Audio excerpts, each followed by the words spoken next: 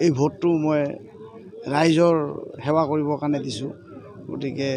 আৰু ৰাইজৰ অভূতপূৰ্ব সঁহাৰি লাভ কৰিছোঁ সেইকাৰণে ভাল লাগি আছে যেহেতু এটা সম্পূৰ্ণ নতুন এটা পৰিৱেশ কেনেধৰণৰ আশা কৰিব আজিৰ দিনটো পৰিৱেশ না আশা মানে এইটো ৰাইজেতো আমি ইতিমধ্যে গমেই পাইছোঁ ৰাইজৰ যথেষ্ট সঁহাৰি আছে আৰু আমি এইটো নিৰ্বাচনত জয়লাভ কৰিম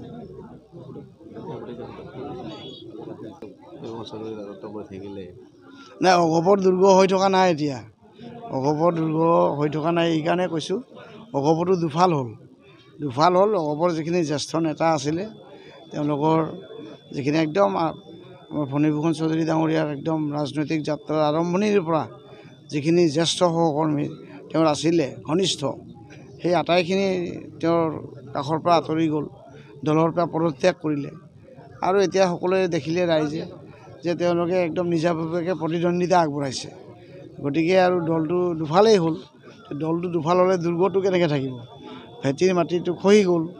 দেৱালত ক্ৰেক হ'ল সেইকাৰণে আৰু এতিয়া সেইটো দুৰ্গ হৈ থকা নাই ধ্বংসাৱশেষ ধ্বংসস্তূপ এটা আছে ইমানেই কথা ৰাইজ যিহেতু আজি হিলদল ভাঙি ওলাই আহিছে আপোনাৰ কেনেকুৱা সম্ভাৱনা ৰাইজ হিলদল ভাঙি ওলাই আহিছে আৰু ৰাইজে এইবাৰ কংগ্ৰেছ দলক আদৰি লৈছে আৰু কংগ্ৰেছ দলৰ প্ৰাৰ্থী হিচাপে ব্ৰজেনজিৎ সিংহক আদৰি লৈছে আৰু এজন ভাল কেণ্ডিডেট যোগ্য কেণ্ডিডেট বিচাৰিছে আজি ৰাইজক প্ৰতিনিধিত্ব কৰিবৰ কাৰণে সক্ষম যি ৰাইজৰ সমস্যাবিলাক বিধানসভাৰ বাহিৰে ভিতৰে সবলভাৱে উত্থাপন কৰিব পাৰিব গতিকে তেনেকুৱা এজন ব্যক্তিক ৰাইজে প্ৰতিনিধি হিচাপে বিচাৰিছে আৰু সেই ব্যক্তিজন তেওঁলোকে মোৰ মাজতেই বিচাৰি পাইছে ইমানেই কথা